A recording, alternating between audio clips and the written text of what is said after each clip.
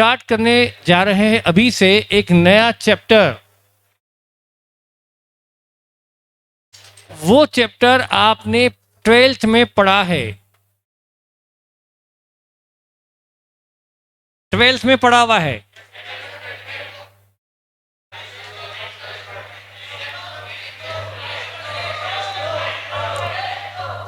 Cash flow नहीं, मुझे इधर अनविक ने सही बताया, अनविक ने redemption of debenture, redemption of debenture. मेरी आवाज आ रही है क्या? बहुत दिक्कत दे रहा है। हेलो, क्या करूं? आवाज नहीं आ रही। अब ठीक आ रही है? हाँ, क्या करूं? तो हम स्टार्ट करते हैं आज से, अभी से एक chapter, redemption of debenture.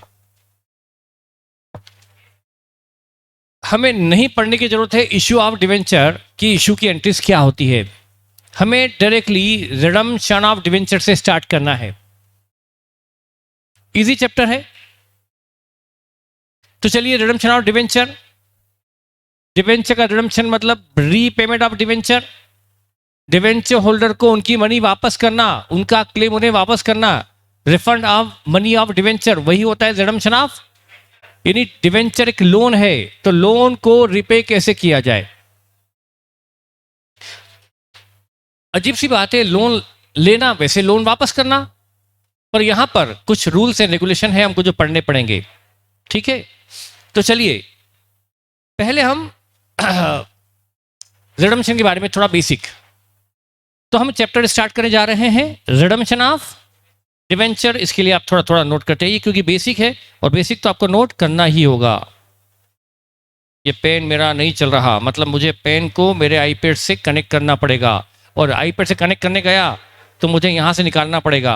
2 minute के लिए स्क्रीन गायब होगी फॉर 2 मिनट्स, क्योंकि मैंने पेन किसी और फैकल्टी को दे दिया था, उनका पेन मिस हो गया था। तो असीम सर को, तो उनके आईपैड से कनेक्ट हो गया, अब मेरे आईपैड से वो में काम नहीं कर रहा है, वो उसमें भी काम नहीं कर रहा था। हाँ, ऐसे कैसे होता है?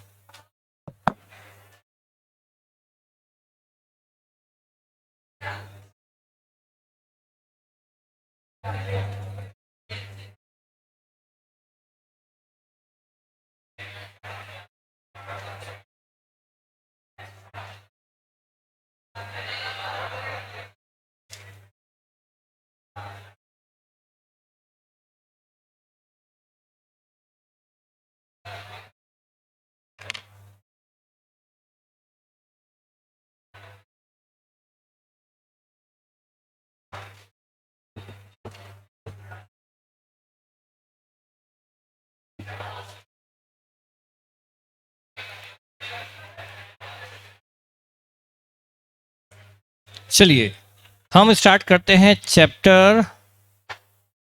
लिखो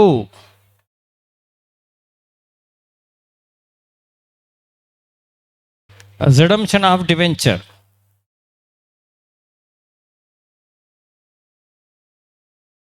redemption of debenture meaning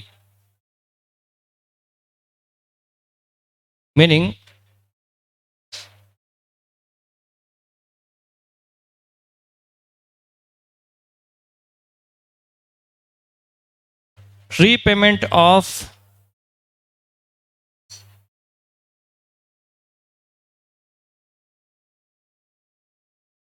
amount of debenture that is loan on due date to its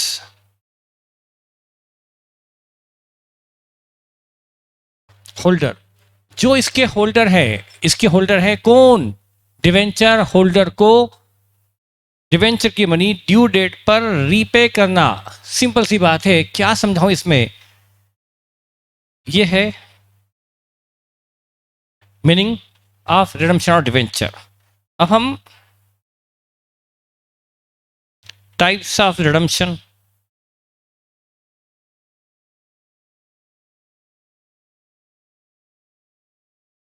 redemption की टाइप्स में सबसे पहले हम समझते हैं, वैसे तो बहुत तरह की होती है पर हम हमारे रिलेवेंट पढ़ रहे हैं। Number 1, redemption bye conversion.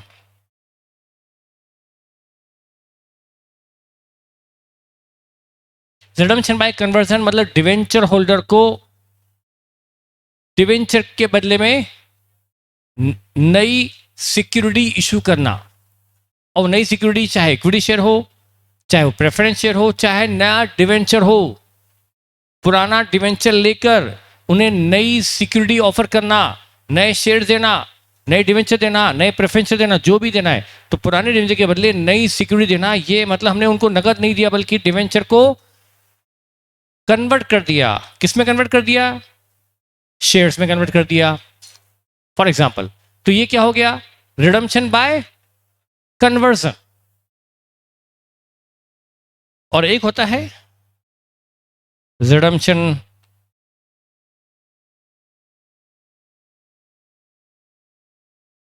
Out of profit. Redemption out of profit,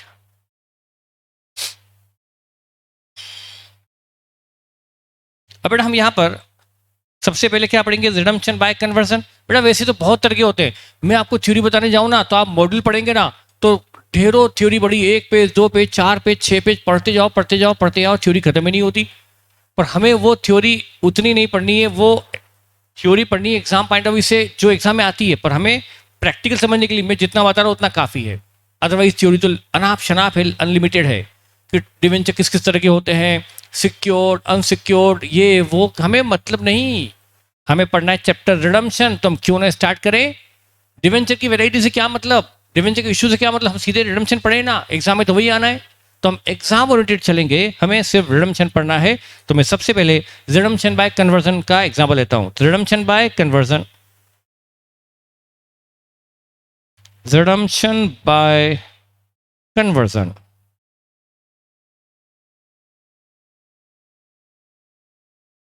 example 5%, 6,000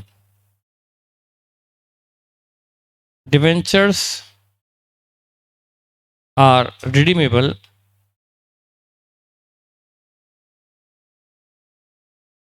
at 5% premium, at 5% premium, at 5% premium by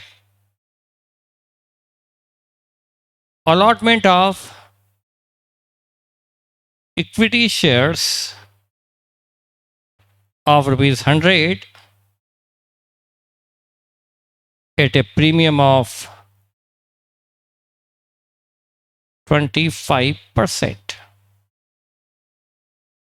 25% premium पर ये इक्विटी शेयर इश्यू होगा और ये इक्विटी शेयर इश्यू होगा डिवेंचर के रिडम्पशन के लिए। डिवेंचर तो बेटा लोन है, डिवेंचर सिंपल सी लोन है, आप लोन ही मान लो इसको। मैं डिवेंचर में ज़्यादा एक्सप्लेन करने की जरूरत मुझे नहीं लगता है, जरूरत नहीं ना बेटा डिवेंचर को एक्सप्लेन करने की। जब लोन लिया तो बैंक टू डिवेंचर, बस वो हम उसको ड्यू डेट पर 5 साल 6 साल बाद रीपे कर रहे हैं। तो बेटा डिवेंचर ये हमने कभी इश्यू किए होंगे 5 साल पहले। अब उनका आखिरी समय आ गया। किसका आखिरी समय आ गया? डिवेंचर होल्डर का नहीं, डिवेंचर का आखिरी समय आ गया, उनकी ड्यू डेट आ गई, उनको पेमेंट करना है। पेमेंट के लिए क्या देने तय हुआ है कि पेमेंट के लिए उनको दिए जाएंगे कंपनी के इक्विटी शेयर। इसका मतलब ये डिवेंचर कन्वर्टेबल थे, ये डिवेंचर कन्वर्टेबल डिवेंचर थे। ठीक है, तो हम सॉल्यूशन स्टार्ट करते हैं। Working note number 1, number of equity shares to be issued to debenture holder. Debenture holder को कितने इक्विटी शेयर इश्यू होंगे? Number of equity share to be issue to debenture holder. हमें पेमेंट करना है rupees 6 lakh plus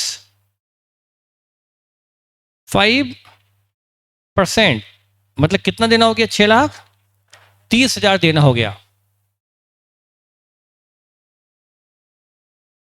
जल्दी लिखो बेटा, मैं भी इंसान हूं, मैं भी लिख रहा हूं, आप भी लिखो मेरे साथ साथ, मैं बोल भी रहा हूं, मैं लिख भी रहा हूं। तो 6,30,000, 6,30,000 देना है, और ये 6,30,000 देने के लिए कंपनी अपना 100 वाला शेयर, 100 प्लस 25, ये है इशू प्राइस, इशू प्राइस पर शेयर कितना आया? 5040। कम सही बोल रहे हैं क्या?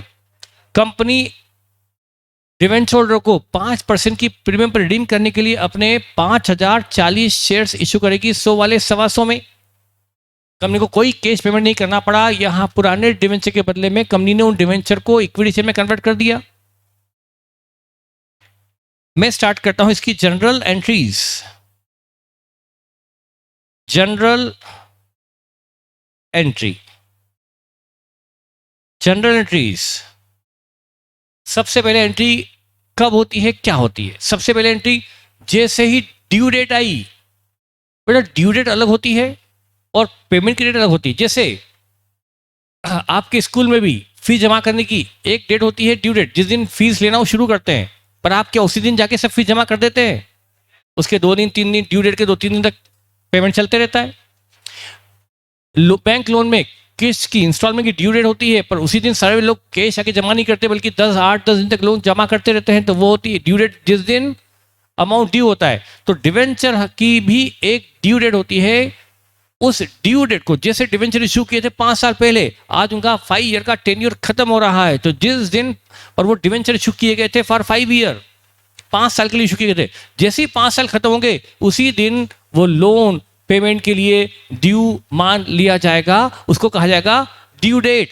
तो ड्यू डेट, तो ये पहली एंट्री होगी on due date, on due date.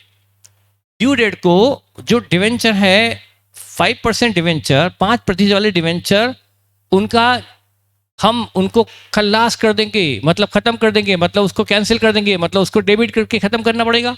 Debenture का बैलेंस चल रहा होता है क्रेडिट, उसको खत्म करने के लिए उसको करना पड़ेगा डेबिट, और चूंकि उस पर 30,000 की प्रीमियम भी देंगे, ये प्रीमियम कंपनी का लॉस है, तो लॉस तो डेबिट करना ही पड़ता है, और ये अमाउंट पेबल है टू डिवेंचर होल्डर, तो उनको हम देना दिखाने के लिए उनको कर देंगे क्रेडिट। एंट्री होगी debenture debit 6 lakh, premium on redemption debit 30,000 to debenture holder, और ये मनी उनको ड्यू करके छोड़ देंगे। तो ये हमने रिडम्पशन मनी ड्यू की है, अभी हमने ड्यू डेट पर मनी ड्यू की है। तो पहली एंट्री होगी 5% debenture debit ₹6 lakh, premium on redemption debit, premium on redemption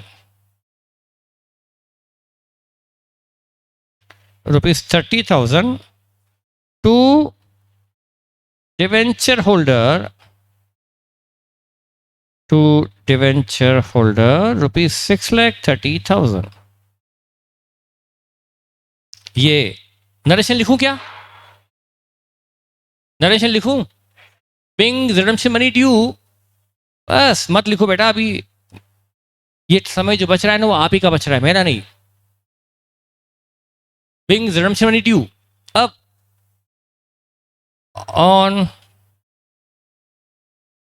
the day, on the date of allotment of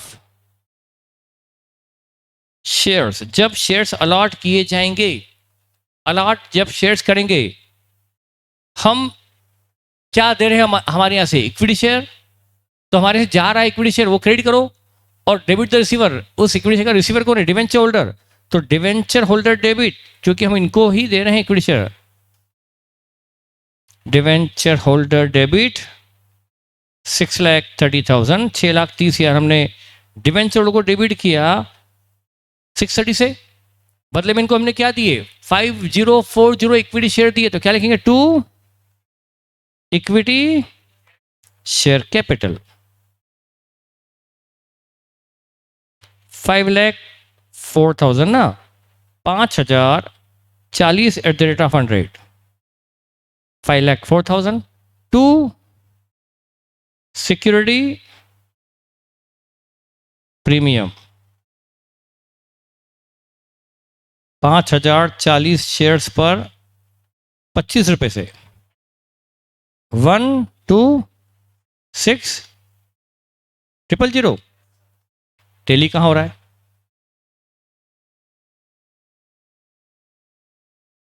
हो रहा है क्या? ठीक है, 1,26,000 की प्रीमियम हो गई। ये हमने डिवेंचर को रिडीम कर दिया। Allotment of 5,040 equity share of ₹100 at ₹125 to discharge the claim of debenture at 5% premium. Narration लिख दोगे अपने मन से? ये हमने डिवेंचर रिडीम कर दिए। क्या इस समझ में आपको आ गया?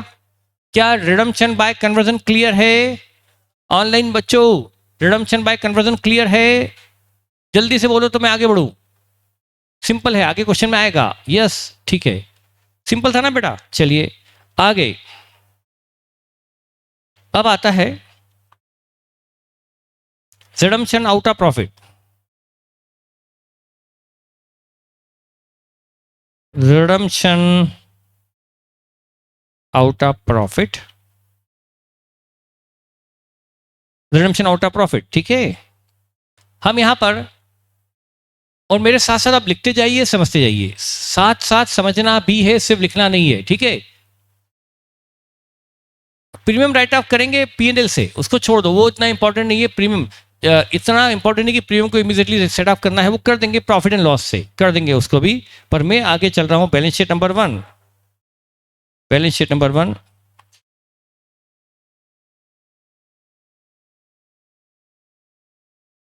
After issue of 7% debenture, company ने 7% डिवेंचर इशू किए, तो बैलेंस शीट के एसेट साइड में क्या आएगा? बैंक। और इधर क्या आएगा? 7% डिवेंचर। ये मैंने लिया, कितना लूं अमाउंट? आपकी मर्जी। हाँ, 5 लाख लूं? 5 लाख के डिवेंचर इशू है।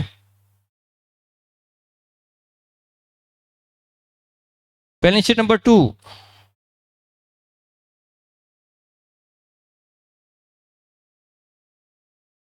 Application of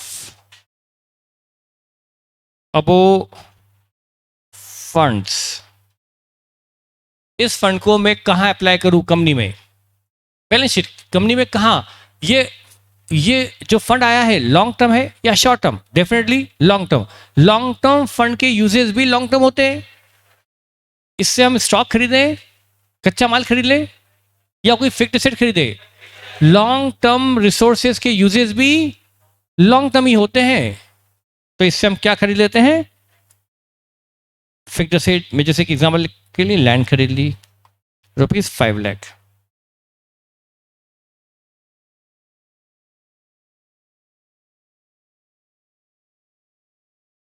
long term funds apply कर दिए गए लॉन्ग टर्म यूजेस में, ठीक है, लॉन्ग टर्म यूजेस में लगा दिए गए ₹5 लाख। बैलेंस शीट नंबर 3,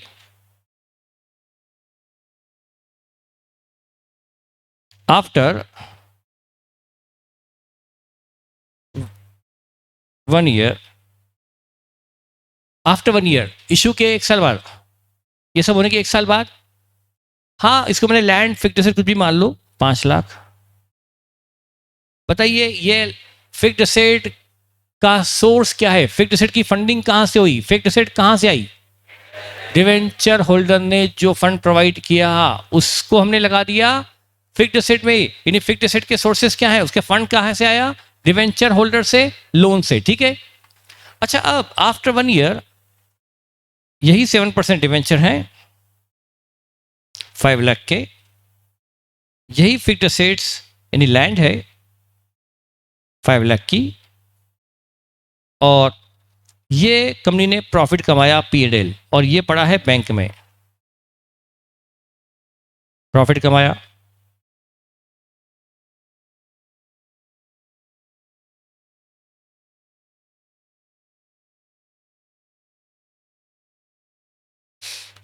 हाँ कंपनी ने प्रॉफिट कमाया 80,000। ये प्रॉफिट बैंक में या कैश में रखा होगा 80,000।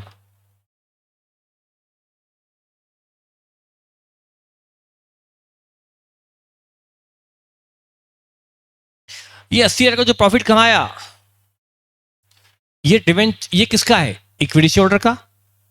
ये बचा हुआ प्रॉफिट है, सारे खर्चे वर्चे घटाने के बाद डिवेंचर वालों को उनका इंटरेस्ट दे दिया, एक्सपेंसेस पे कर दिए, उसके बाद ये जो 80 का प्रॉफिट बचा हुआ है, ये 80 का प्रॉफिट बचा हुआ है फॉर इक्विटी शेयर होल्डर। ये प्रॉफिट इक्विटी शेयर होल्डर वालों के लिए अवेलेबल है। अब यदि जो प्रॉफिट इक्विटी के लिए अवेलेबल है, इसको इक्विटी शेयर होल्डर डिविडेंड के फॉर्म में घर ले जा सकते हैं। यदि ये इससे डिविडेंड ले जाते हैं, इसको डिविडेंड के रूप में विड्रॉ कर लेते हैं, तो क्या क्या कम होगा बैलेंस शीट से? जरा इमेजिन करो, माइंड अप्लाई करो, इमेजिन करो, जल्दी जल्दी सोचो, दिमाग को आइडल मत रखो। यदि ये share holder, equity share holder अपना प्रॉफिट घर ले जाते हैं बाय वे ऑफ डिविडेंड, तो बैलेंस शीट पे क्या इंपैक्ट आएगा? यदि पूरा का पूरा प्रॉफिट विड्रॉ करके बाय वे ऑफ डिविडेंड, तो बताओ क्या क्या कम होगा? बैंक बैलेंस कम हो जाएगा, क्योंकि उनको चेक इश्यू करने पड़ेंगे।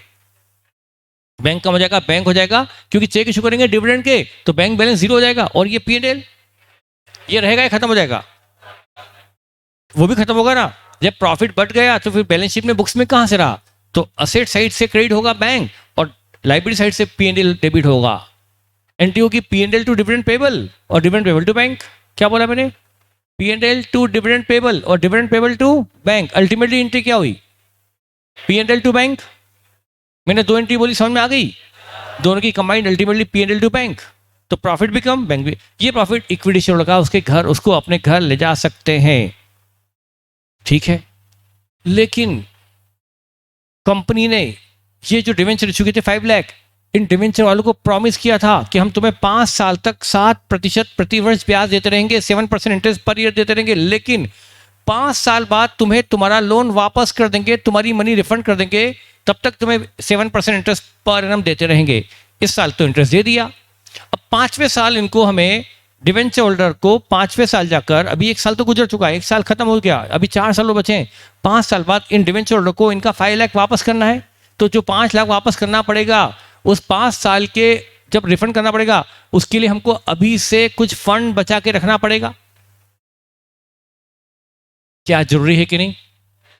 आप खुद सोचो, आपने एक फ्लैट खरीदा 3 लाख का, और बैंक से लोन नहीं मिला आपको, क्योंकि आपकी कोई सैलरी स्लिप वगैरह नहीं थी, तो आपको बैंक से लोन नहीं मिला।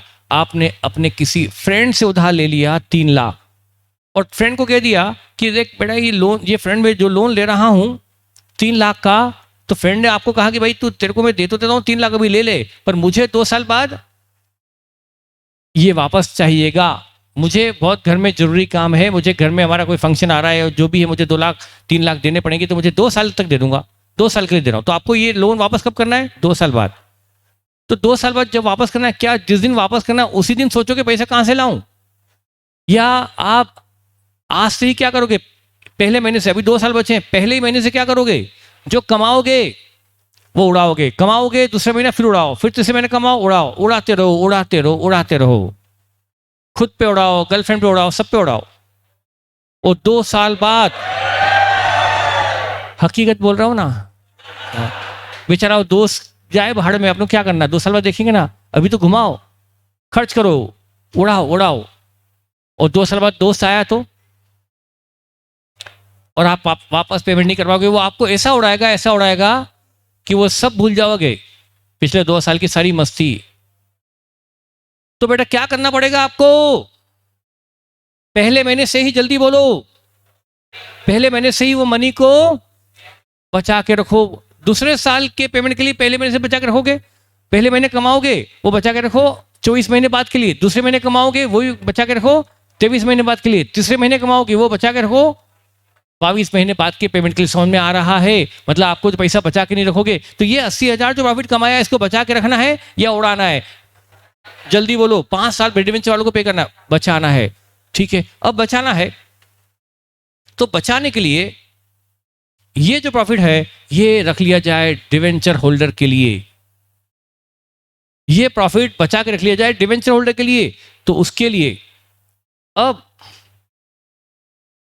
ये प्रॉफिट जो हमने डिसाइड कर लिया, it is available for debenture holder and not for dividend. This profit should be set aside for debenture holder. ये प्रॉफिट डिवेंचर होल्डर के लिए अलग रख दिया जाए। यदि ये प्रॉफिट पीएनएल में पड़ा रहेगा, पीएनएल में पड़ा रहेगा तो क्या लगेगा कि ये तो डिविडेंड बांटने के लिए अवेलेबल है। कोई प्रोस्पेक्टिव इन्वेस्टर जो कंपनी को देखेगा, अरे यार ये कंपनी तो प्रॉफिट अच्छे खासे हैं, हमें मिलने वाले, अरे भाई नहीं मिलने वाले प्रॉफिट शेयर होल्डर को, ये प्रॉफिट इक्विटी वालों के लिए अवेलेबल नहीं है, ये तो डिवेंचर वालों के लिए अवेलेबल है। तो ये प्रॉफिट जो अभी इक्विटी वालों के लिए अवेलेबल दिखाई दे रहे हैं, वास्तविकता में वो आफ्टर दिस डिसीजन डिवेंचर वालों के लिए अवेलेबल है। तो सारी दुनिया को, इवन कोई फाइनेंशियल इंस्टीट्यूशन लोन देना चाहता है उसको भी पता रहे कि ये प्रॉफिट कंपनी के पास शेयर होल्डर के लिए, ऑनर्स के लिए नहीं, बल्कि लोन देने वालों को के लिए काम आने वाले हैं। इवन डिवेंचर होल्डर को भी कॉन्फिडेंस हो जाए कि हाँ कंपनी ने ये प्रॉफिट बचा के हमारे लिए अलग पटक दिया है, ये प्रॉफिट कंपनी ने सेविंग करके हमारे पेमेंट के लिए, कंपनी ने पेमेंट के लिए इंतजाम कर लिया है। तो डिवेंचर होल्डर अपने आप को सेफ मानेंगे कि नहीं मानेंगे। तो उसलिए उनकी सेफ्टी के लिए भी और पब्लिक के लिए भी ये जरूरी है कि इस प्रॉफिट को पीएनएल अकाउंट से हटाया जाए। कहां रखा जाए? ये डिवेंचर होल्डर के लिए अवेलेबल है, तो ऐसा रिफ्लेक्ट भी तो होना चाहिए कि this profit is available for debenture holder, so it should be transfer to DRR, debenture redemption reserve, या sinking fund for redemption of debenture, कुछ भी नाम दे दो। डीआरआर, शायद आपने 12th में डीआरआर रटा है, यार डीआरआर आपके लिए ज्यादा कंफर्टेबल है तो चलेगा डीआरआर भी, या sinking fund for redemption of debenture. तो अब इस मनी को कहां डाल दे? डीआरआर में। डीआर में जाने से पब्लिक को पता पड़ जाएगा कि ये मनी डिवेंचर वालों के लिए अवेलेबल है और इक्विटी वालों के लिए अब अवेलेबल नहीं रही। तो इस रिफ्लेक्शन के लिए, ऐसा शो करने के लिए आपको डीआरआर बनाना पड़ेगा। Is it clear? तो आपको अब यहां पर लिख लो इसको, directors decided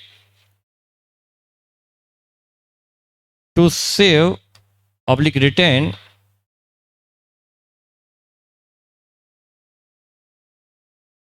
this profit for payment to debenture holder on due date.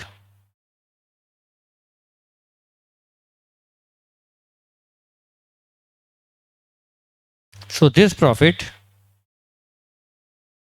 is now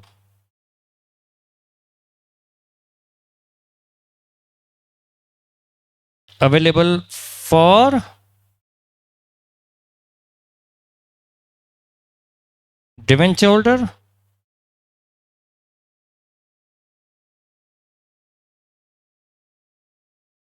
and not available for shareholders.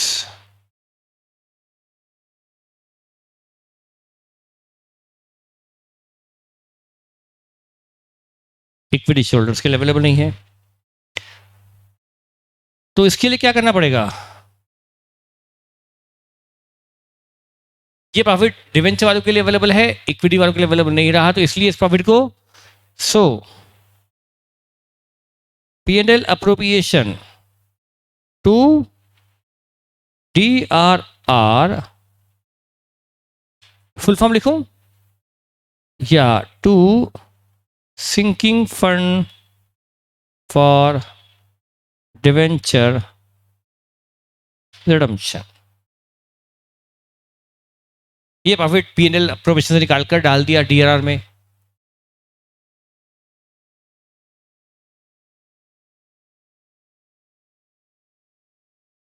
डेटिस कहां लिखा है मैंने? इसके बाद क्या लिखा है? कहां इसके बाद?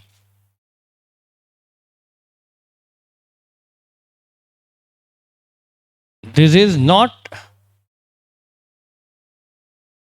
ये नॉट गलत आ गया ना, नाउ होना चाहिए। मैंने नॉट लिख दिया।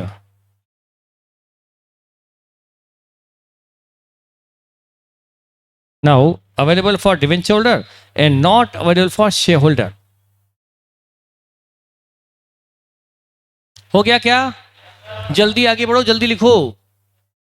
अच्छा ये तो हो गया, तो एंट्री आपने कर दी। ये पीएल अप्रोप्रिएशन से निकल के चला गया डीआरआर में, और डीआर में जाने का रीजन तो समझ में आ गया कि हमने इसको डीआरआर में क्यों डाला, ताकि पब्लिक को, डिवेंचर को, सबको दिखाई दे कि ये प्रॉफिट उनके लिए रखा हुआ है, नॉट फॉर इक्विटी शेयरहोल्डर। ठीक है, लेकिन अभी एक काम और करना पड़ेगा। सिर्फ डीआरआर बनाने से काम नहीं चलता, अभी एक इंतजाम और करना पड़ेगा। बेटा सुनो, जैसे आपको लोन चुकाना है 2 साल बाद, आपको अपने दोस्त को 3 लाख का लोन चुकाना है 2 साल बाद।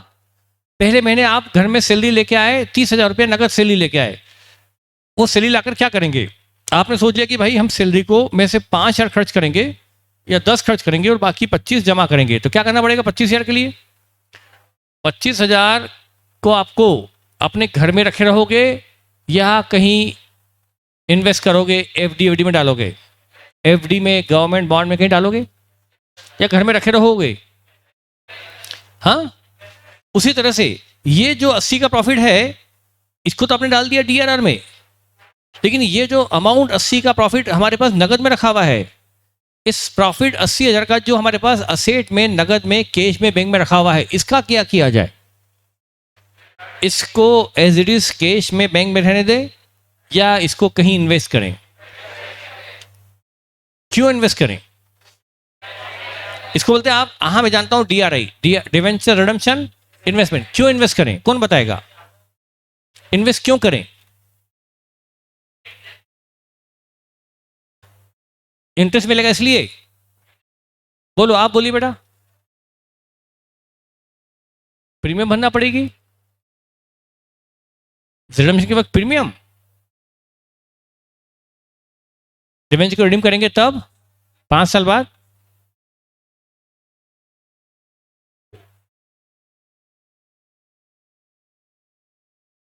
इंटरेस्ट मिलेगा, पैसे को सिक्योर्ड इन्वेस्ट, वही मैं पैसे को सिक्योर्ड इन्वेस्टमेंट में क्यों डाल दूं? इन्वेस्टमेंट से अर्निंग होगी, बाद में पेमेंट करना पड़ेगा तो इंटरेस्ट मिल जाएगा सर, क्योंकि डीआरआर को बस बुक एंट्री है, हमें रियल लाइफ में कुछ सेट असाइड नहीं किया। होल्डर को निखिलेश ने कहा। और कोई?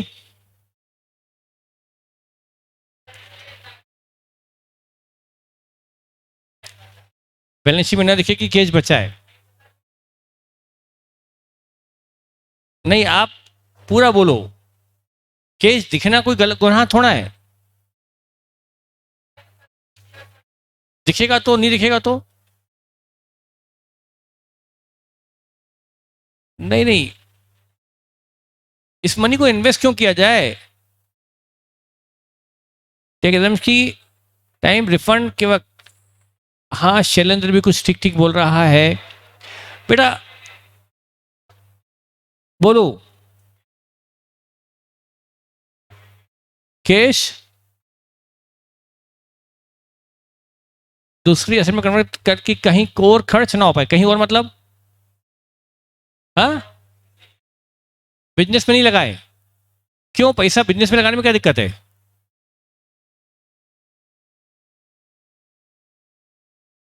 रिटर्न ना मिल पाए उनसे, ऐसा? हाँ, तो देखिए बेटा, ये जो मुझे ऑनलाइन में भी बच्चों ने बताया वो भी सही है, इधर से जो थोड़ा बोले थे बाद में वो भी सही है। बेटा ये मनी जो कैश में बैंक में रखी है, ये करंट अकाउंट में रखी है, प्रॉफिट अभी करंट में रखा है, और आप जानते हैं हमेशा कंपनीज में कहीं भी फालतू मनी रहती नहीं, वो कहीं ना कहीं काम में आ जाती है। यदि यहीं रखी रही तो ये बिजनेस में ब्लॉक हो जाएगी, बिजनेस में ब्लॉक हो जाएगी, बिजनेस में ये उलझ जाएगी, इन्वॉल्व हो जाएगी, बिजनेस में ये इन्वॉल्व हो गई, मतलब कहाँ इन्वॉल्व हो जाएगी? या तो इससे गुड्स खरीद लिया, या इससे उधार माल बेच दिया, उधारी में अटक गया पैसा, या तो पैसा उधारी में अटका दिया या इन्वेंट्री में अटका दिया। यदि आपने पैसा बिजनेस में इन्वेस्ट कर दिया, उधारी में अटका दिया, डेटर में लगा दिया या इन्वेंट्री में लगा दिया, तो उससे क्या होगा? एक बार पैसा बिजनेस में उलझ गया तो बिजनेस के रोटेशन में काम आना हो गया, 5 साल बाद जब आपको पेमेंट करना होगा तब मनी कहां लगी हुई है? बिजनेस में लगी है। और बिजनेस से मनी निकालना बिजनेस को वाइंड अप करने के बराबर होता है। बिजनेस से मनी तब निकलती है जब बिजनेस वाइंड अप होता है। बिजनेस से मनी निकालना आसान काम नहीं होता। यदि आपने मनी लगा रखी है इन्वेंट्री में तो सारी इन्वेंट्री एक दिन में बेच नहीं पाओगे आप। यदि आपने सारी मनी लगा रखी उधारी में तो एक दिन में उधारी वसूल नहीं कर पाओगे। तो बिजनेस में यदि आपने एक बार मनी लगा दी ना तो वो मनी एक बार बिजनेस में ब्लॉक हो गई, बिजनेस में इन्वॉल्व हो गई, तो उससे मनी निकालना कंफर्टेबल नहीं होता 5 साल बाद। इसलिए इस मनी को बिजनेस में ब्लॉक होने, बिजनेस में इन्वॉल्व होने से बचाना है, ताकि 5 साल बाद जब पेमेंट करना पड़े तो ये मनी इजीली हम कैश में अरेंज करके डिवेंचर को इससे मनी पे कर पाए। तो इससे गवर्नमेंट बॉन्ड खरीद लो, या तो इसकी एफडी कर दो किसी नेशनलाइज बैंक में, या इसका कोई गवर्नमेंट बॉन्ड खरीद लो। उससे मनी कहां लग गई? बिजनेस में या बिजनेस के बाहर? बिजनेस के बाहर लग गई। अब 5 साल बाद जब डिवेंचर होल्डर का ड्यू डेट आएगा तब हम ये इन्वेस्टमेंट बेच देंगे या एफडी को ब्रेक करवा लेंगे। एफडी की मेच्योरिटी आ जाएगी, उससे हम डिवेंचर होल्डर को पेमेंट कर देंगे। तो बताइए हमारी बिजनेस की डे टू डे वर्किंग में इफेक्ट आएगा क्या? हमारी बिजनेस से मनी निकालने की जरूरत नहीं पड़ेगी, तो हमारा बिजनेस में कोई इफेक्ट नहीं आएगा, बिजनेस में कोई हलचल नहीं होगी, बिजनेस में सिंगल भी इफेक्ट नहीं आएगा कि हमने मनी बिजनेस से निकाल ली। तो इस मनी को बिजनेस में ब्लॉक होने से रोकने के लिए क्या करना पड़ेगा? बिजनेस में इन्वॉल्व होने से रोकने के लिए क्या करना पड़ेगा? इस मनी को कहीं इन्वेस्ट भी करना पड़ेगा। तो आपने money P&L to sinking fund की है, P&L टू DRR की है, ये सिर्फ एक बुकिश एंट्री है। ये बुकिश एंट्री वर्ड एक बच्चे ने यूज किया था और सही वर्ड था कि P&L टू DRR एक बुकिश एंट्री है। इससे प्रॉफिट एक अकाउंट से निकल के दूसरे अकाउंट में चला गया, बस यही हुआ है। बस इससे डिविडेंड नहीं बढ़ पाएगा, बस इतना ही इंतजाम हुआ है। और ये दिखाई देगा पब्लिक को कि हाँ इतना प्रॉफिट डिवेंचर वालों के लिए अवेलेबल है, बस यही इंतजाम हुआ। लेकिन फिजिकली वो प्रॉफिट अभी भी कैश बैंक में रखा हुआ है। तो फिजिकली उस प्रॉफिट को डिवेंचर होल्डर के लिए अलग करने के लिए, सेट साइड करने के लिए उसको कहीं इन्वेस्ट कर दो, एफडी कर दो या गवर्नमेंट बॉन्ड खरीद लो। क्या शेयर्स खरीद लें? शेयर्स खरीद लें। और इस शेयर्स का क्या भरोसा? आज 80,000 में पैसा शेयर में लगा दिया, 5 साल बाद बेचने गए तो 8 शेयर भी नहीं मिल रहा है। 80,000 लगाया था शेयर्स में, बेचने गए तो रेट इतने कम हो गए शेयर्स के कि 8,000 भी नहीं मिल पा रहा है। तो डिवेंचर होल्डर खतरे में आ जाएंगे ना। तो मनी को ऐसी जगह इन्वेस्ट किया जाता है जो इन्वेस्टमेंट सेफ हो, जहां पर रेट फ्लक्चुएशन बहुत कम होते हो रेट्स में। समझ में आ गया? तो नाउ हमें क्या करना पड़ेगा? इसके बाद क्या करना पड़ेगा? इधर in addition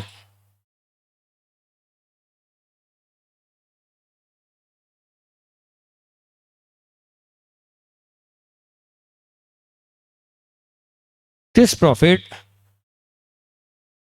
should be invested, safe investment,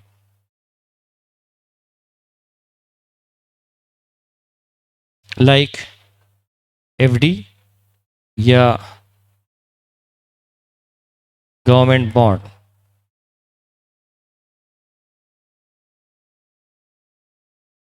To avoid its blockage in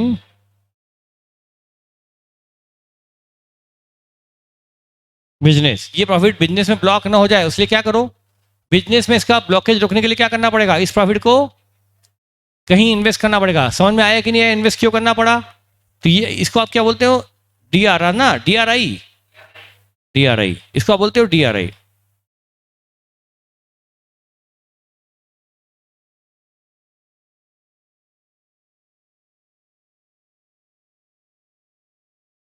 DRI debenture redemption investment.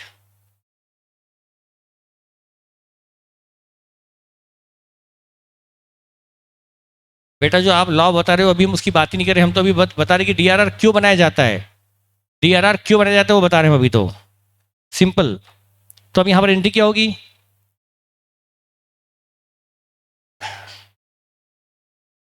जैसे 4% government bond debit to bank 80,000। ये 4% गवर्नमेंट बॉन्ड क्या हो गया? DRI। ये डिवेंचर में इन्वेस्टमेंट हो गए। अब इसके बाद की बैलेंस शीट,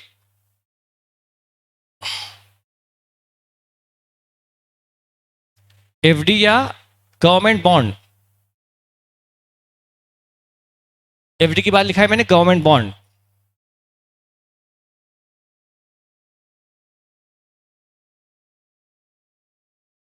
तो ये डीआरआई है। हमने गवर्नमेंट बॉन्ड खरीदे, एंट्री क्या की, 4% government bond debit to bank. अच्छा बैलेंस शीट बनाओ, यहां पर 7% तो डिवेंचर थे ₹5 लाख के। ये मनी लगी हुई थी लैंड में, और इधर DRR, debenture redemption reserve, DRR 80,000 का है, और 4% गवर्नमेंट बॉन्ड।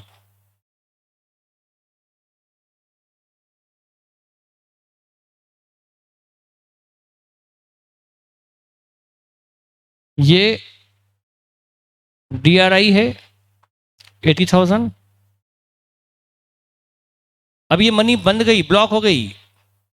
मनी को हमने बिजनेस में ब्लॉक होने से रोक लिया, अब ये मनी बिजनेस में नहीं, अलग पड़ी हुई है। तो 5वें साल इसको बेचकर डिवेंचर होल्डर के लिए मनी अरेंज करना कोई दिक्कत वाला काम नहीं रहेगा। अब बेटा वो क्वेश्चन में क्या होगा वो तो बहुत बात की बात है, अभी हम फंडामेंटल क्लियर करें कि क्या डीआरआर क्यों बनता है, डीआरआई क्यों होता है। नहीं डीआरआई क्योंकि नाम होता है 4% government bond, 5% government bond, 3% government paper, ऐसे अलग अलग नाम होते हैं, 10 तरह के इन्वेस्टमेंट होते हैं।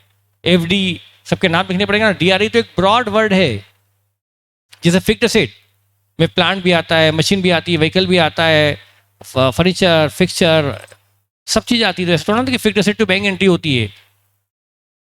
तो समझ में आया ये बैलेंस शीट, क्या बैलेंस शीट, क्यों डीआरआर बनता है समझ में आ गया, और क्यों डीआरआर इन्वेस्टमेंट होता है समझ में आ गया। क्या मैं मान सकता हूं कि समझ में आ गया? ठीक है,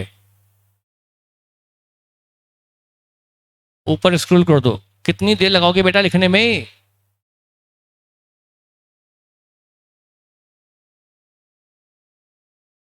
ठीक है, अब आफ्टर 5 ईयर लिखो 7%, ये बैलेंस शीट, 7% डिवेंचर ₹5 लाख, और लैंड जो इसी फंड से खरीदी गई थी ₹5 लाख, और यहां पर डीआरआर भी हो गया, बढ़ते बढ़ते बढ़ते बढ़ते 5 लाख, और डीआरआई यानी 4% गवर्नमेंट बॉन्ड, ये भी हो गया मान लीजिए 5 लाख।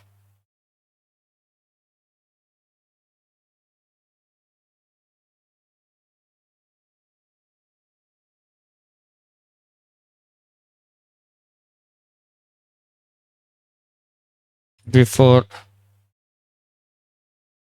रिडम्पशन, बिफोर रिडम्पशन ये बैलेंस शीट है, बिफोर रिडम्पशन ये बैलेंस शीट है। ठीक है, आगे बढ़े। हाँ बेटा, अब क्या किया जाए? 5 साल बाद स्टेप फर्स्ट ऑफ रिडम्पशन, क्या किया जाए स्टेप फर्स्ट ऑफ रिडम्पशन में, बोलो। ये डीआरआई जो 5 लाख के हमने धीरे धीरे करते करते इकट्ठे किए, डीआरआई को क्या किया जाए? भेज दिया जाए ना। तो एंट्री क्या होगी? Bank debit to DRI, 4% government bond हमने बेच दिए 5 लाख में। 5 लाख की हमने इन्वेस्टमेंट बेच दिए, तो मनी आ गई 5 लाख की, bank debit to government bond, sell कर दिए। बोलो बेटा क्या डाउट है? मैं इंटरेस्ट की पॉइंट अभी नहीं कवर कर रहा हूं, मैं आपको अभी सिर्फ क्या सिखा रहा हूं, मैं अभी पूरी अकाउंटिंग पे आया ही नहीं, अभी मैं सिर्फ क्या सिखा रहा हूं कि क्या होता है रिडम्पशन आउट ऑफ प्रॉफिट। अभी सिर्फ बता रहा हूं रिडम्पशन आउट ऑफ प्रॉफिट क्या होता है, ये बता रहा हूं।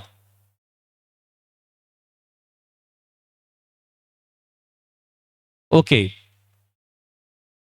नेट इशू है बेटा, ठीक है। Bank debit to DRI ₹5 lakh, bank to DRI। हमने इन्वेस्टमेंट बेचे तो बैंक को डेबिट किया, इन्वेस्टमेंट क्रेडिट कर दिया। अब इस मनी से क्या करें? ये जो बैंक में 5 लाख आके पड़ा है, बैंक में इसका मनी का क्या करें? बैंक में पड़ा है उसका डिवेंचर होल्डर को रिडीम कर दें। तो 7% डिवेंचर से सेकंड स्टेप सेकंड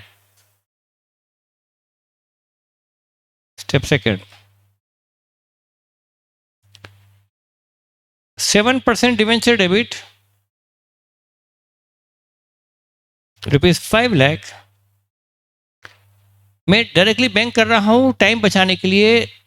मैं डिवेंचर होल्डर वाला अभी प्रोपोगंडा नहीं कर रहा हूं, बाकी मैंने सीधे पेमेंट कर दिया debenture 7% debenture debit to bank. वो 5 लाख जो आए थे ना इन्वेस्टमेंट बेच के, उस मनी से हमने डिवेंचर रिडीम कर दिए।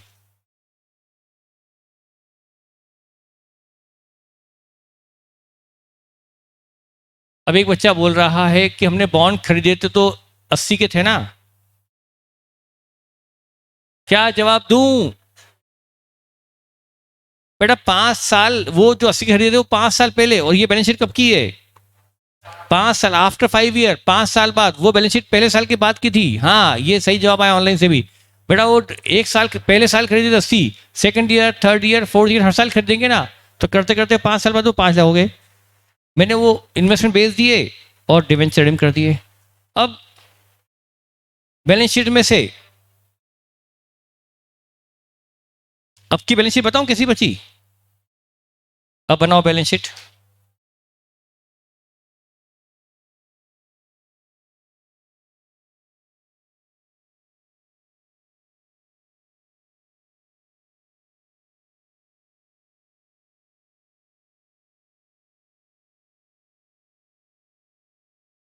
अब बैलेंस शीट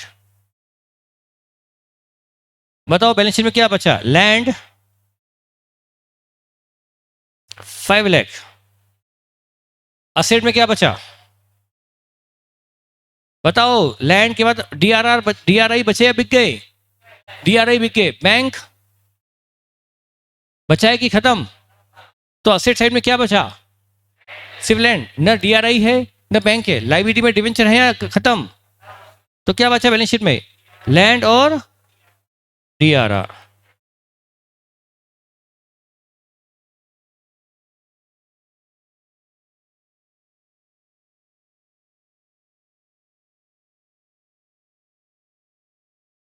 अब ये DRI जो पड़ा हुआ है 5 लाख का, ये अभी तक क्या शो कर रहा था कि 5 लाख के प्रॉफिट डिवेंचर वालों के लिए हमने अलग कर रखे हैं, और अब ये डिवेंचर तो रिडीम हो गए। डिवेंचर क्या अभी भी ये प्रॉफिट डिवेंचर वालों के लिए अलग हैं? ये प्रॉफिट डिवेंचर वालों के लिए अलग थे, वो उनके लिए अलग बचाए रखे थे। जब तक डिवेंचर थे तब तक हम कह रहे थे कि प्रॉफिट डिवेंचर वालों के लिए अवेलेबल है, डिवेंचर वालों के लिए अवेलेबल है, डिवेंचर होल्डर के लिए अवेलेबल है। पर अब तो डिवेंचर ही नहीं रहे, तो ये जो प्रॉफिट है। अच्छा, ये जमीन 5 साल पहले हम क्या बोल रहे थे, कहां से खरीदी? 5 साल पहले क्या कह रहे थे कि 5 साल पहले हम क्या कह रहे थे, जमीन कहां से आई? जमीन की सोर्सिंग कहां से हुई? जमीन की फंडिंग कहां से हुई थी? डिवेंचर होल्डर के लोन से फंडिंग हुई थी। अब आप क्या बोलोगे बताओ, ये जमीन कहां से आई? ये जमीन आपने लोन से फंडिंग करवाई थी या खुद के प्रॉफिट से खरीदी हुई है? अच्छा, आपने डिवेंचर होल्डर को जो रिडीम किया, डिवेंचर होल्डर को रिडीम किया कहां से? डिवेंचर होल्डर को रिडीम किया, उसके लिए 5 लाख कहां से आया बताओ? डिवेंचर वालों को जो 5 लाख आपने दिए, इसका पेमेंट आपने 5 लाख लाया कहां से था? Out of profit. तो debenture redemption out of profit हुआ कि नहीं हुआ? यही तो था रिडम्पशन आउट ऑफ प्रॉफिट। लेकिन अभी हमारा इंतजाम पूरा नहीं हुआ, अभी हमारी अकाउंटिंग पूरी नहीं हुई। ये रिडम्पशन जरूर आउट ऑफ प्रॉफिट है, लेकिन अकाउंटिंग हमारी अभी इनकम्प्लीट है। तो बताओ ये DRR का क्या करूं? DRR जो प्रॉफिट है, इस प्रॉफिट से हमने डिवेंचर रिडीम कर दिए, इस प्रॉफिट से डिवेंचर पे ऑफ हो गए, प्रॉफिट से डिवेंचर पे अप, प्रॉफिट से लोन पे कर दिया, और लोन लगा था लैंड में, तो अल्टीमेटली प्रॉफिट कहां इन्वेस्ट हो गया? लैंड में। नहीं समझ में आया? प्रॉफिट लगा दिया लोन पेमेंट में और लोन लगा था लैंड में, तो अल्टीमेटली असेट कहां से आई? प्रॉफिट से आई। मैंने आपको रिडम्पशन ऑफ प्रेफरेंस में एक एग्जांपल दिया था चेन का, गोल्ड रिंग का। मान लो फॉर एग्जाम्पल, सुनो सुनो, मान लो आपको कहीं हवाबाजी करनी है, तो मान लीजिए आपने हवाबाजी करने के लिए एक गोल्ड चेन खरीदी 90,000 की, और वो 90,000 की चेन पहनकर घूम रहे हैं, हवाबाजी कर रहे हैं, फेसबुक पे डाला। तो जो आपकी फर्स्ट फ्रेंड है जिसके लिए आपने हवाबाजी के लिए चेन खरीदी है, वो पूछती है कि ये चेन कहां से आई। ईमानदारी तो आप में है, तो आप क्या कहोगे? जो आपकी पहली फ्रेंड है, पहली गर्लफ्रेंड नहीं बोल रहा हूं, पहली फ्रेंड है, तो उसको मुझे मजाक पसंद नहीं, मुझे टाइम वेस्टेज भी पसंद नहीं, मुझे सिर्फ जवाब चाहिए। बोलो, वो पहली गर्लफ्रेंड ने पूछा कि भाई 90,000 की चेन कहाँ से आई, क्या बोलोगे? अच्छा, वो 90,000 की चेन आप लाए कहाँ से? आपने एक लोन लिया किसी दूसरे फ्रेंड से। तो आपने गर्लफ्रेंड को जवाब क्या दिया? क्योंकि आपको पता है कि झूठ बोला तो पकड़ में आ जाएगा। इवन घर वाले पूछेंगे कि बताइए चेन तो फेसबुक पे डाल रहा है, कहाँ से आई? घर वालों को क्या बताओगे? 90,000 घर वालों ने भेजी नहीं तो क्या बताओगे? सही बताओगे ना घर वालों को कि आपने कहाँ से ली? लोन लेकर ली। तो 90,000 की चेन कहाँ से आई? लोन से आई। ठीक है भाई। उसके बाद आप भिड़ गए कुछ ट्यूशन, कुछ पार्ट टाइम पर, करते करते आपने एक साल में 90,000 रुपये इकट्ठा कर लिया। एक साल बाद आपने अपने फ्रेंड को लोन चुका दिया, आपने ट्यूशन की, पार्ट टाइम किया, ट्यूशन से फीस आई, फीस आपकी इनकम है, वो आपका प्रॉफिट है, उस प्रॉफिट से आपने लोन चुका दिया, प्रॉफिट से लोन चुका दिया, ये तो मान लिया। अच्छा, अब आपके पास लोन है या खत्म? और आपके पास चेन अभी भी है या गई? चेन है, चेन है, लेकिन फर्स्ट वाली चली गई। अब आई सेकंड वाली। अब सेकंड वाली पूछती है, बताओ ये चेन कहां से आई? अब क्या कहोगे? लोन से। पहले वाली चेन आपने कहां से खरीदी थी? आपने लोन लेके, तो पहले वाली को बता दिया था कि लोन लेके है, तो वो तो भाग गई थी कि ये तो फटे हाल है, ये क्या मुझे घुमाएगा फिराएगा, खुद एक कंगाल है। तो बेटा इनको गुस्सा आ रहा है? बेटा आपके लिए थोड़ा बोल रहा हूं मैं।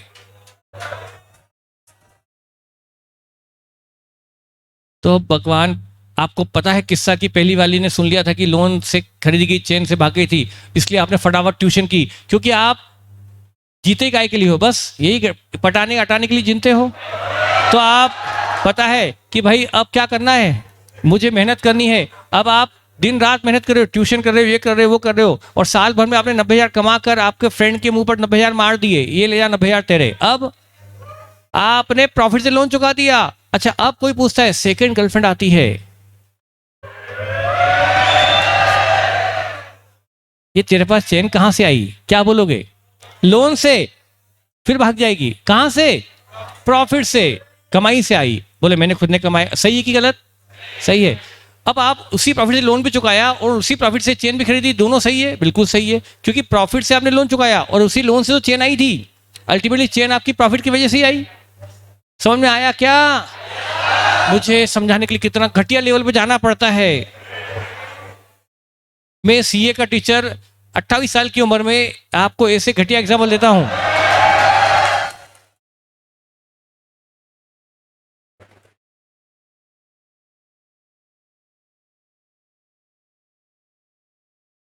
ठीक है भाई, बेटा मैंने मजाक की है, ये मत सोचना कि 90,000 की चेन देखकर कोई गर्लफ्रेंड आ जाती है। आज का जमाना वो नहीं, कोई चेन में नहीं, आप भले सोने से लग जाओ तो भी नहीं मिलेगी, ध्यान रखना। मैं तो मजाक कर रहा था, नहीं तो हमारे दोस्त बोलेंगे यार क्या रखा है, क्लास में जाऊं मैं तो चेन खरीदता हूं और लोन लेके चेन खरीदता हूं। ये तो सिर्फ मजाक की बात है, हकीकत में कुछ नहीं होता। अरे बाबा, बच्चा बोला सर समझ में आ गया। तो बेटा ये लैंड कहां से खरीदी गई? तो ये 5 लाख का प्रॉफिट कहां लगा हुआ है? यही डीआरआर में जो प्रॉफिट लगा, ये डीआरआर कहां से बना था? प्रॉफिट से। PNL to DRR, PNL to DRR, PNL to DRR करके 5 साल में हमने एक डीआरआर बनाया था। ये डीआरआर मतलब प्रॉफिट ही है, ये डीआरआर मतलब प्रॉफिट ही है। और ये प्रॉफिट कहां लगा हुआ है? लैंड में। तो ये प्रॉफिट प्रैक्टिकली अब डिविडेंड के लिए अवेलेबल नहीं है। पहले ये डिवेंचर होल्डर के लिए था, तब भी डिविडेंड के लिए अवेलेबल नहीं था, क्योंकि वो डिवेंचर होल्डर के लिए था। पर अब ये डिवेंचर होल्डर के लिए नहीं है क्योंकि उनका पेमेंट हम कर चुके। अब ये डिवेंचर होल्डर के लिए भी नहीं है, लेकिन इक्विटी शेयर होल्डर के डिविडेंड बांटने के लिए भी नहीं है। हाँ, ये लैंड कब बिकेगी? ये लैंड बिकेगी कंपनी के वाइंडिंग अप पर, तब 5 लाख रुपए आएगा कि नहीं आएगा? तब तो ये प्रॉफिट डिवेंचर होल्डर को, शेयर होल्डर को देंगे कि नहीं देंगे वापस? तो ये प्रॉफिट उन्हें मिलेगा, पर कब? वाइंडिंग अप में मिल सकता है। तो वैसे तो इस प्रॉफिट को बहुत रिस्ट्रिक्टेड रिजर्व में डालना चाहिए, लेकिन जितने harsh rule redemption of preference capital पर है, उतने harsh rule redemption of debenture पे नहीं है। इसको उन्होंने ट्रांसफर करवाया है जनरल रिजर्व में। कहां? क्योंकि ये प्रॉफिट अब बिजनेस में इन्वेस्ट हो गया है, तो इसको कैपिटल रिजर्व में नहीं, सीआर में भी नहीं, बल्कि डलवा दिया जनरल रिजर्व में। अच्छा, आपको फिर से डाउट आ गया कि जनरल रिजर्व क्या है? बेटा नहीं आया होगा, आ जाता है क्योंकि पहले पढ़ा था। बेटा देखो ऐसा है, मेरी बात सुनो, ये बैलेंस शीट, ये कंपनी ने प्रॉफिट कमाया, सुनना, प्रॉफिट कमाया, ये P&L,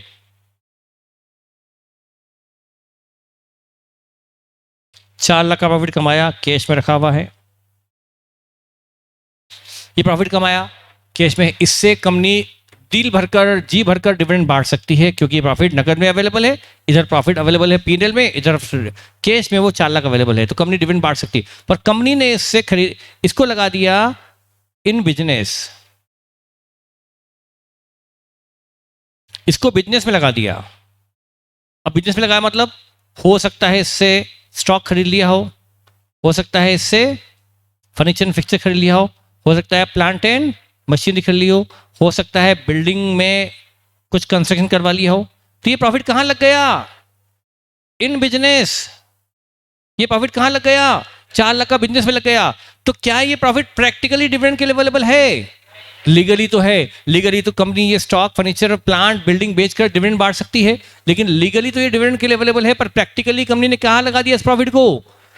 तो पूरी दुनिया को कैसे पता पड़ेगा कि ये प्रॉफिट डिविडेंड के लिए नहीं अवेलेबल, डिविडेंड के लिए अवेलेबल नहीं है, बल्कि ये कहीं बिजनेस में लगा दिया गया? तो ये प्रॉफिट का सही रिफ्लेक्शन कैसे हो कि this profit has been invested in business, practically this is not available for dividend.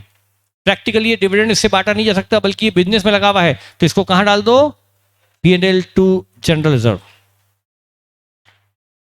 तो जनरल रिजर्व का मतलब होता है हमने प्रॉफिट को बचा लिया, रिजर्व में डाल दिया, मतलब रिजर्व में रख दिया, मतलब इसको हमने रोक लिया। रिजर्व मतलब रोकना ही होता है ना, तो रिजर्व में रख दिया मतलब इस प्रॉफिट को हमने रोक लिया। कहां रोक लिया? बिजनेस में रोक लिया। इसको हमने डाल दिया जनरल रिजर्व में। तो जब हम प्रॉफिट बिजनेस में लगाते हैं तो कहां जाना चाहिए? जब प्रॉफिट बिजनेस में लगा देते हैं तो P&L को कहां डाल देना चाहिए? बोलो।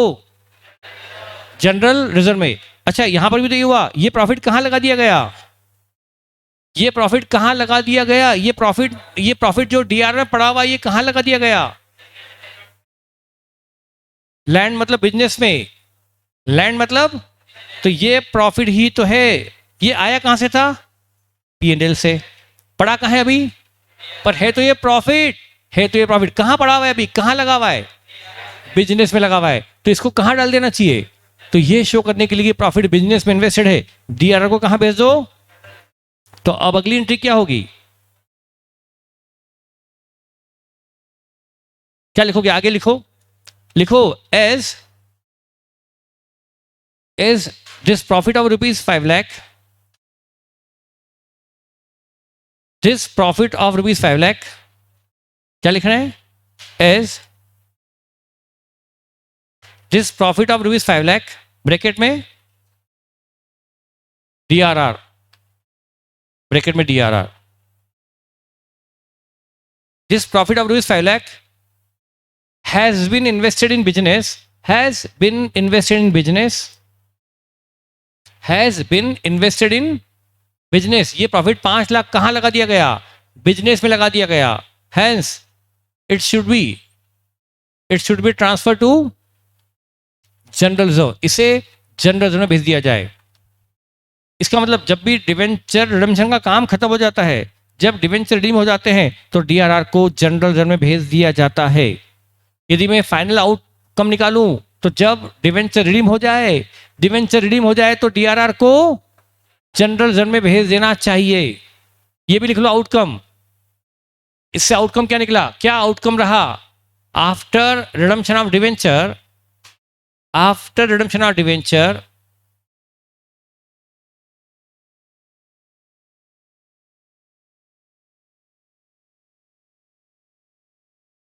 After redemption of debenture DRR should be transfer to general reserve. Debenture के रिडम्पशन के बाद डीआरआर को जनरल रिजर्व में भेज देना चाहिए।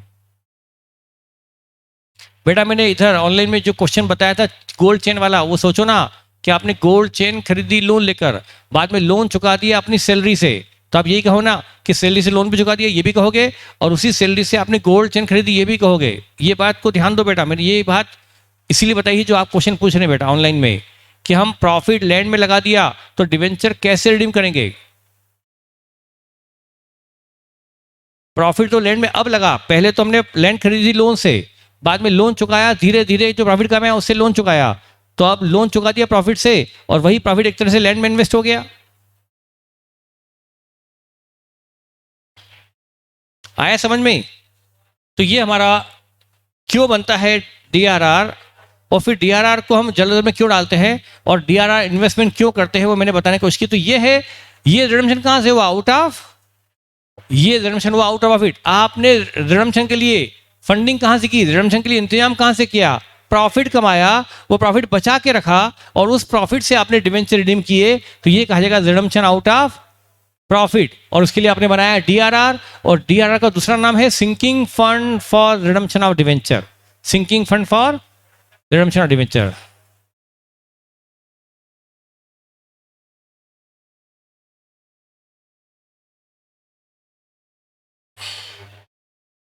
ठीक है बेटा। बेटा इधर जो आपका डाउट बार बार आ रहा है कि सर लोन से थी लैंड और बाद में हमने लोन चुका दिया प्रॉफिट से, हमने लोन चुका दिया प्रॉफिट से, ये सोचो। और मेरा गोल्ड चेन वाला एग्जांपल सोचो कि आपने गोल्ड चेन खरीदी लोन लेकर, बाद में लोन चुका दिया अपनी सैलरी से, ट्यूशन फीस से, तो कहा जाएगा कि हमने सैलरी से लोन चुका दिया, और ये भी कहा जाएगा कि हमने सैलरी से गोल्ड चेन खरीद ली, क्योंकि लोन पहले आया फिर गया, लोन आया फिर गया, वो क्रॉस करो ना, पहले लोन आया फिर लोन गया, लेकिन प्रॉफिट आया आया और उधर गोल्ड चेन आई, ये भी देखो ना बेटा। ठीक है, आगे भी। Thank you.